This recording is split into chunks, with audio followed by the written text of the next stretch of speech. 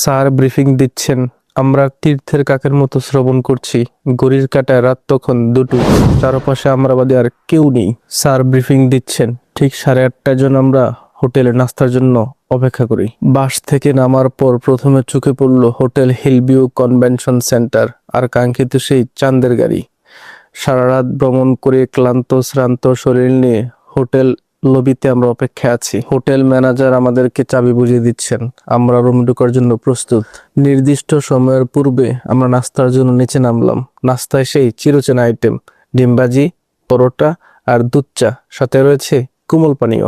আমাদের জন্য সেজেগুজে রয়েছে প্রায় 11টা চাঁদের গাড়ি। মিনি টানেল দিয়ে আমাদের গাড়ি ছুটছে পঙ্খিরাজির গতিতে।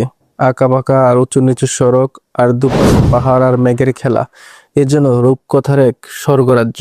পাহাড়ের গহীনেও রয়েছে পুলিশ চেকপোস্ট। বলা হয়ে থাকে, যারা বান্দরবনকে দেখে নাই তারা বাংলাদেশকে দেখে নাই।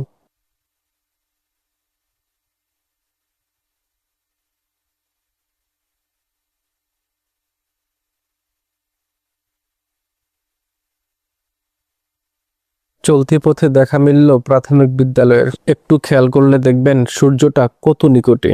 আমরা যাচ্ছি মূলত নীলগিরিতে, যা বান্দরবন জেলার থানচি উপজেলায় অবস্থিত।